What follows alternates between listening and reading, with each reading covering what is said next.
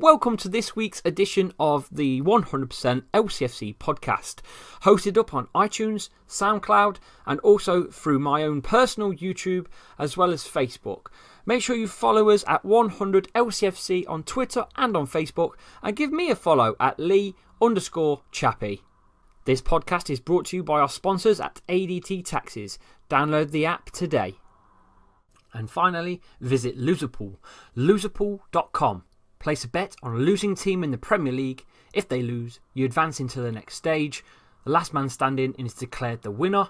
Win £1,000 guaranteed. Visit loserpool.com. On today's show, I have Gaffer, Mr. Gaffer himself, Phil Holloway from 100% LCFC. It's the preview show of the Tottenham Hotspur clash at the King Power Stadium on Saturday evening. It's a late one, guys, so it's going to be a cold one, so wrap up well. Right, how are you, Phil? I'm good, Lee. I'm looking forward to the Spurs game. It feels a bit like they're our rivals at the moment in some shape or form over the last couple of seasons, doesn't it? Yeah, we've had some, especially that, was it the Robert Hoof header goal from that corner? Oh, yeah, great when he got that in. That was away, wasn't it? Down at Spurs. Yeah, they've obviously given us a good pasting as well in the meantime. Yeah, beat us 6-1, didn't they? Yeah, was that an FA Cup match as well, wasn't there? Where we got pasted as well. So we've had some ups and downs against Spurs, but of course we beat them in the Premier League winning title season, which was the main one. Yeah. Now Spurs themselves are on a decent run. The only game they've lost out of the last 5 is the North, London derby with Arsenal, and other than that, they are flying. They're third in the Premier League. They're on 33 points to Leicester's 22. They beat Southampton last night 3-1, and Harry Kane with another goal. And that Brazilian lad, what's he called, Lucas Moura, he looks bloody awesome. And Son is on fire as well. I'm a little bit worried. I don't know about you, Phil. Well, I'm wondering, Lee, if some of the players that Leicester, I don't know if we rested players against Fulham or what, but I'm hoping it's a strong Leicester side. There's a chance, I think Harry Maguire might be back, Jamie Vardy might be back. So I think it's going to be key to see what players Leicester can get out to give it a go. Now, you're right on one thing about Jamie Vardy. I noticed last night with the game, because Jamie Vardy wasn't playing, it's like taking the cog out of the clock. The clock just don't work without Jamie Vardy on the pitch. The team's been built and based around Jamie Vardy for the last 2-3 seasons, and you see it straight away. As soon as he's not on that pitch, we seem to have no other style. No, I think you're right, Lee, with that. When you say that, it is built around Vardy. I don't think Vardy's had his best season for us this year. He does look like he's been just slightly, perhaps this injury's been niggling away at him. So he's not been on fire, but we do look a lot better when Vardy is in the team and when he's playing. So I think you've got it spot on. Nacho against Fulham just looked ineffective. We looked better with Okazaki when he came on. We gave a bit of support, didn't we? But yeah, Jamie Vardy's an integral part of this team, and something that probably a lot of fans are saying, come January, I think we need to look at this and get in a bit of another striker to give Vardy some support. Yeah, you're saying that, Phil. We've been linked with a player. It popped up on the LCFC Live only minutes ago. It was Ali. I'll try and find it for you. They've took it down. Ali. Interesting. They've took it down, Phil. Have they? Yeah. Well, that's strange. So it popped up because it was on a previous podcast with Anthony. And it came up with, we've been linked with a young player. His first name was Ali someone, and by the looks of it, it's been pulled down, which is strange. Yeah, I think, for me, January is a really bad transfer window to try and get anybody in. But we could do with somebody short term, even if it was for the second half of the season, because this season's shaping up to be fairly decent. Yeah. The Fulham game just shows you that if we could have we didn't play well there, and probably didn't deserve at all to get a win, but we should have probably got more than a point playing Fulham, who are not in good form at the moment. And this season, it's shaping up to be really quite decent, and I think everybody can see we need another striker. We really have got one striker in the club at the moment. That's Jamie Vardy. I completely agree, Phil. Okazaki on his own, it's not effective. It's not a striker. No. Iheanacho on his own is not effective. Not a striker. No. I think the only option at the minute, other than Jamie Vardy, is definitely having Iheanacho and Okazaki on at the same time. Yeah, I can't put my finger on it, Chappie, with what's going on with Nacho, because at times he just doesn't look very interested. I know. I think the moment he missed that 1-on-1 with that, by the way, amazing through ball by James Maddison. What a talent he's turning into. Iheanacho missed that 1-on-1, and after that, he just seemed way out of it. Now, I've seen on Twitter that a lot of people have been putting that Maddison was giving him a lot of stick during the game of telling him to get into runs and making more maze runs, bend runs and stuff. Is that worrying? Well, I mean, Maddison's only, I think, 20, isn't he? But Nacho's only 21. They're both young lads. They're both learning still how to play it all. So, but, I guess you play football at any level, Lee, and people, whether you're playing with your mates or in a proper football team, your mates will say, come on, you need to do this, do that. So I don't read too much into the fact that Maddison was telling him a bit what to do. He was perhaps explaining where he was going to put the ball. So they're trying to help each other. Yeah, I think it explains itself, though, with Maddison being on the pitch and being so good that he is, that he got the goal, which is 2-2 for him now.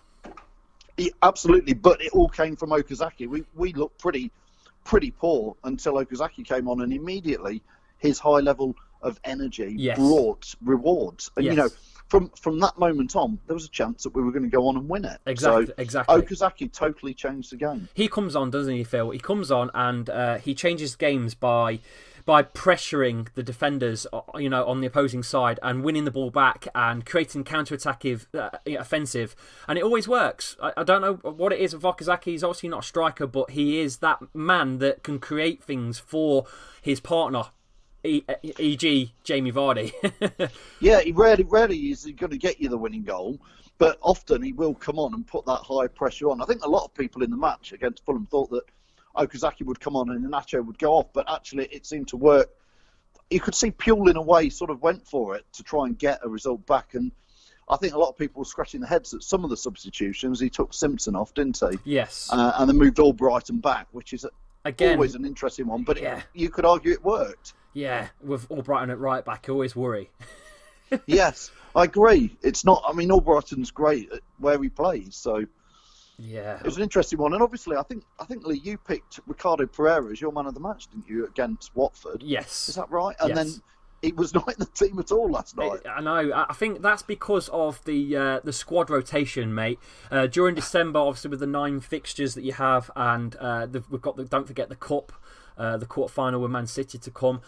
I think it's just a base of making sure that the players are rotated enough and that we don't accumulate any more injuries, because we've already had quite a few injuries as it is, but we're getting results still, Phil. We are unbeaten in 7 games. Regardless of their wins or draws, we're unbeaten. That's a positive side of it. No, absolutely. I say to you, Lee, this season is shaping up to be more than decent. So, I think most fans are seeing that at the moment. Well, again, we're 1 point off 6th, Phil. Absolutely. And that's why it's frustrating, potentially, to drop points against Fulham. But, like I keep saying, it's shaping up to be really nice. A few tough games coming up, though. Obviously, we've got Spurs, Man City twice, Chelsea. So, we might look back at the end of December and go, the Fulham game was definitely points dropped. Well, let's just hope not. But if you remember back in the when we won the league and we were given that really tough run at Christmas as well, where the media and all the critics were saying this is where Leicester lose their momentum, we actually got through it and surprised quite a lot of people. Never write Leicester City off. Simple as that. Absolutely. Never write Leicester City off. Hopefully Vardy and Maguire come back on Saturday. I'm not sure about Maguire's fitness, but obviously, like you said, Jamie Vardy looks like he's been carrying a groin niggle for a while. Yeah. Let's just hope they can both make it, because I think Harry Maguire against Spurs is... I think they've got a small back four compared to Harry Maguire. I think the set pieces is where we could really hurt them.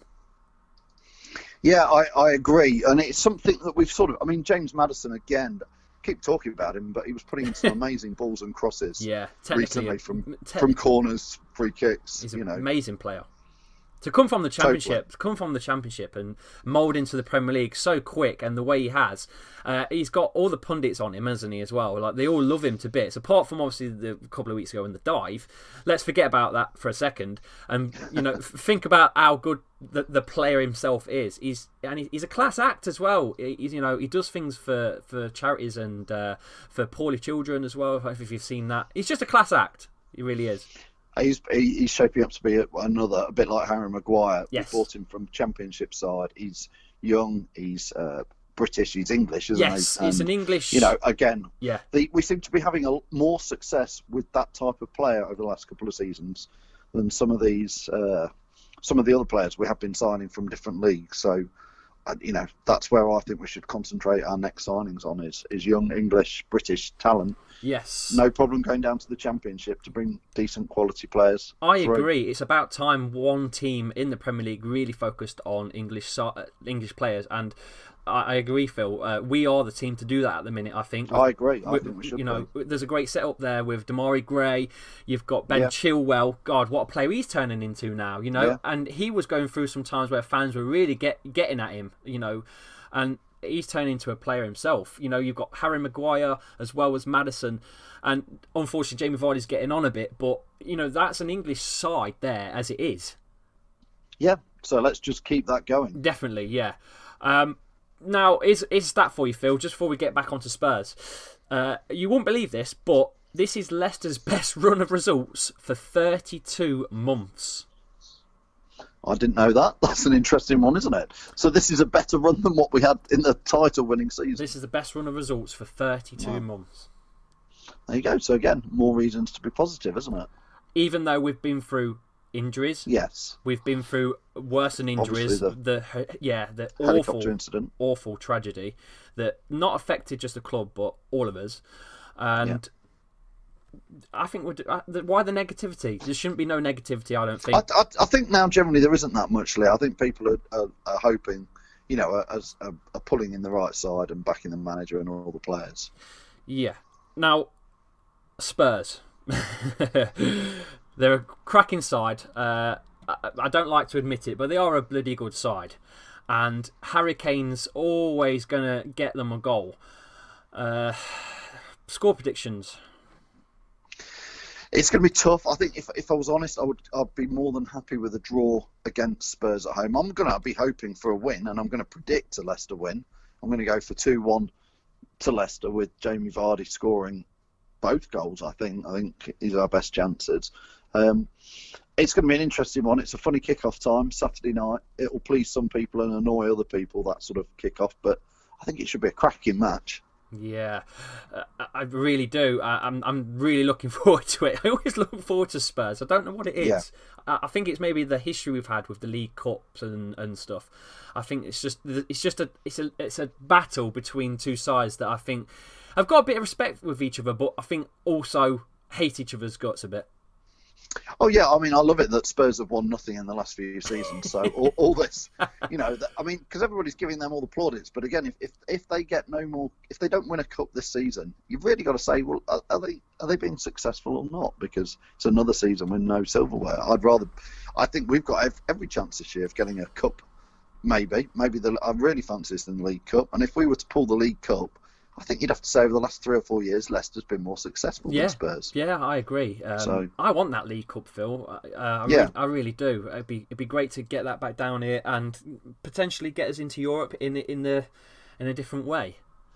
Yeah, no, I agree. I think that Cup's got our best chance this season of silverware and getting into Europe. Yeah, Tottenham are already in Europe. They've obviously got the Champions League that they've been focused on and stuff. I think we really need to step up now because we won the Premier League. They haven't won the Premier League, and yet they seem to be consecutively finishing higher than us now, regardless.